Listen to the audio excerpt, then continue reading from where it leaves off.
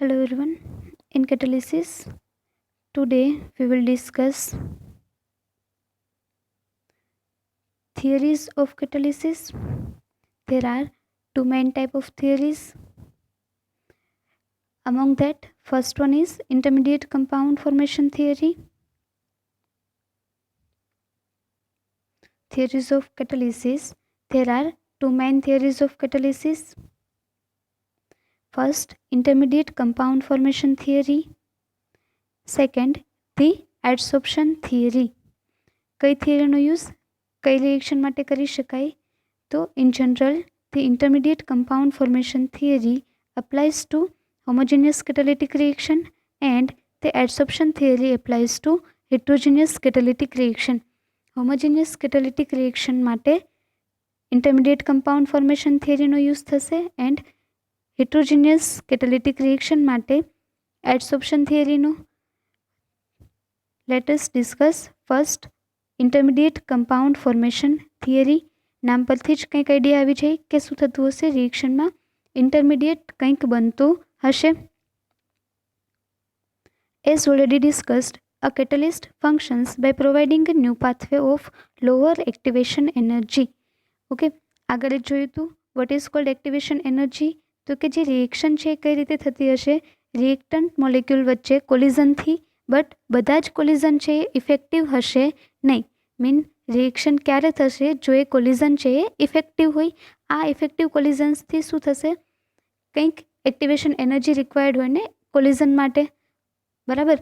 Activation energy જે required હશે, I mean minimum energy required for effective collision, એને જ શું કહેતા હતા, એક્ટિવેશન એનર્જી. કેટલિસ્ટ એડ કરવાથી શું થઈ, તો કે એક્ટિવેશન એનર્જી જે મેળવવાનો ટાઈમ છે એ ડિક્રીઝ થાય. મતલબ ઇઝીલી એક્ટિવેશન એનર્જી મળી જાય અને રિએક્શન છે એ ફાસ્ટ થશે. Catalyst functions by providing new pathway of lower activation energy. Catalyst શું કરશે, એક્ટિવેશન એનર્જીને ડિક્રીઝ કરશે. In homogeneous catalysis it does so by forming an intermediate compound with one of the reactants. Homogeneous કેટાલિસિસમાં શું થતું હશે, તો કે આ જે લોઅર એક્ટિવેશન એનર્જીનો ફિનોમિના છે એ કઈ રીતે મેળવી શકાય, કેટાલિસ્ટનું કોઈ એક રિએક્ટન્ટ સાથે ઇન્ટરમીડિયેટ કમ્પાઉન્ડ બનાવીને. કઈ રીતે, the highly reactive intermediate compound then react with the second reactant to yield the product. એક વખત ઇન્ટરમીડિયેટ કમ્પાઉન્ડ બની ગયો, તેને શું કરશે, તમારો જે ઇન્ટરમીડિયેટ કમ્પાઉન્ડ બન્યો છે એ ફર્ધરલી રિએક્ટ કરશે કોની સાથે, રિએક્ટન્ટમાં જે અનધર મોલેક્યુલ હશે હાઈલી રિએક્ટિવ એની સાથે, બાય રિલીઝિંગ ધી કેટલિસ્ટ. અને કેટલિસ્ટ છે એ at the end of reaction પાછું મળી જશે. મતલબ રિએક્શન કઈ રીતે થતું હશે, સપોઝ તમારી પાસે બે મોલેક્યુલ છે રિએક્ટન્ટ્સ, એમાંથી જે લેસ રિએક્ટિવ હશે એ ફર્સ્ટ કેટલિસ્ટ સાથે રિએક્શન કરશે એન્ડ શું બનાવશે, ઇન્ટરમીડિયેટ કમ્પાઉન્ડ. દેન જે ઇન્ટરમીડિયેટ કમ્પાઉન્ડ બન્યો એ હાઈલી રિએક્ટિવ સેકન્ડ મોલેક્યુલ સાથે રિએક્શન કરશે અને પ્રોડક્ટ બનાવી નાખશે. કેટલિસ્ટ મોલેક્યુલને એટ ધી એન્ડ રિલીઝ કરી દેશે. Let us illustrate by taking the general reaction. કોઈ જનરલ રિએક્શનથી સમજવું હોય તો સપોઝ એ એન્ડ બી બે રિએક્ટન્ટ છે, પ્રોડક્ટ શું બનાવે છે, A B. Okay, where C is catalyst. તો આ રિએક્શન થવા માટે કંઈક એક્ટિવેશન એનર્જી જોતી હશે. Where C acts as catalyst, the reaction proceed through the reactions. જો આ રિએક્શનને by using catalyst by forming intermediate compound સમજવું હોય તો કઈ રીતે થતી હશે reaction. Suppose A is less reactive, so catalyst C first react with a less reactive reactant which is A and form an intermediate molecule which is AC. શું કરશે, catalyst C છે એ લેસ રિએક્ટિવ એ reactant સાથે first react કરશે અને કંઈક intermediate AC નામનું બનાવશે. દેન જે ઇન્ટરમીડિયેટ AC છે એ highly reactive B reactant B molecule સાથે રિએક્શન કરશે અને શું બનાવી નાખશે, desired product A B. At the end of reaction catalyst C છે એ રિલીઝ થઈ જતું હશે. ફર્સ્ટ રિએક્શનમાં પણ કંઈક એક્ટિવેશન એનર્જી જોશે, સેકન્ડ રિએક્શનમાં પણ કંઈક એક્ટિવેશન એનર્જી જોશે, બટ જ્યારે ઇન્ટરમીડિયેટ કમ્પાઉન્ડ બનાવીએ છીએ તો એ શું થશે, એક્ટિવેશન એનર્જી છે એ ઓછી થતી હશે. મતલબ રિએક્શન ફાસ્ટ થતી હશે. the activation energies of the reactions 2 and 3 are lower than that of the reaction 1. જે reactions 2 and 3 છે intermediate compound formation થી થાય છે એની activation energy કેવી હશે ઓછી as compared to first. Hence, the involvement of the catalyst in the formation of intermediate compound and its subsequent decomposition accelerate the rate of reaction, which was originally very slow. It means catalyst add કરવાથી શું થશે તો કે catalyst જે છે એ rate of reaction ને accelerate કરશે मतलब કે increase કરશે કે જે originally કેવું હતું ઘણું ઓછું. ઓકે catalyst શું કરશે rate of reaction વધારશે કઈ રીતે intermediate બનાવીને in homogeneous reaction with one of the reactant, then a reactant છે I mean intermediate compound છે another reactant molecule સાથે reaction કરશે. આવું કરવાથી એક્ટિવેશન એનર્જી છે એ ડિક્રીઝ કરી શકાય એન્ડ રિએક્શન જે છે એને ફાસ્ટ કરી શકાય મતલબ રેટ ઓફ રિએક્શન છે એ ઇન્ક્રીઝ કરાવશે catalyst. For example catalytic oxidation of sulfur dioxide in the presence of nitric oxide as catalyst. sulfur dioxide નું oxidation nitric oxide ની પ્રેઝન્ટમાં chamber process for sulfuric acid.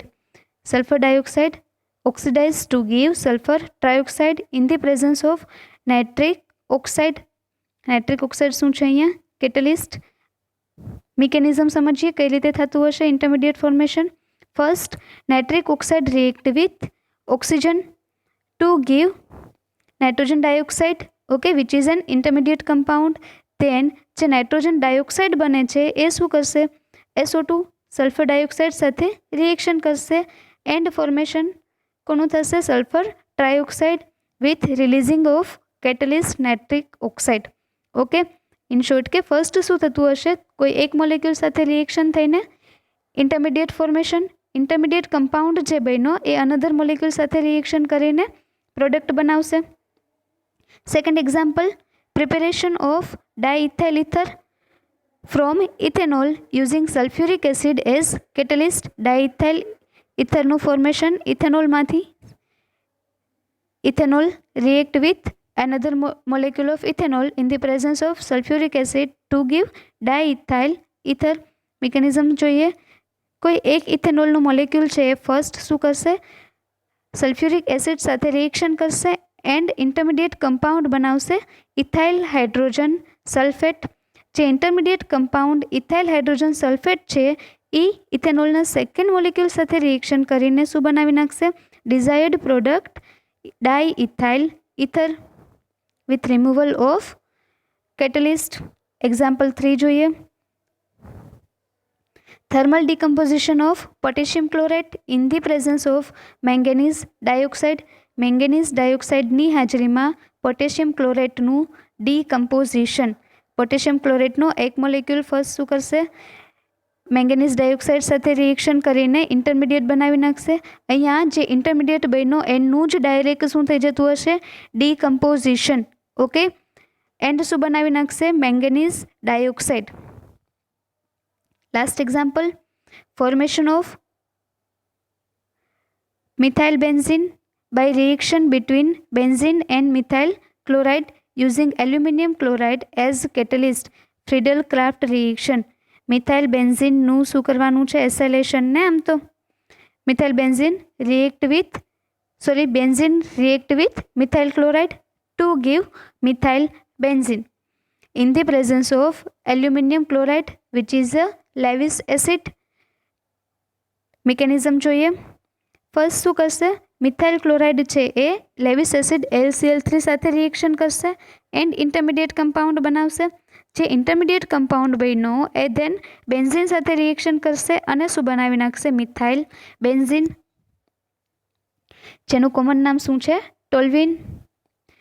It may be noted that the actual isolation of intermediate compound which would prove their existence is very difficult. intermediate compound જે છે એનું isolation કરી શકવું કેવું હશે ઘણું difficult as already stated by their very nature they are unstable. કેવું હશે તે because unstable હશે. in general the intermediate compound suggested as being formed by usually plausible rather that proved. મતલબ ઇન્ટરમીડિયેટ કમ્પાઉન્ડ છે એનું સજેશન બનાવવું છે એ કેવું હશે? ઘણું ડિફિકલ્ટ. બરાબર, ક્લિયર આટલું?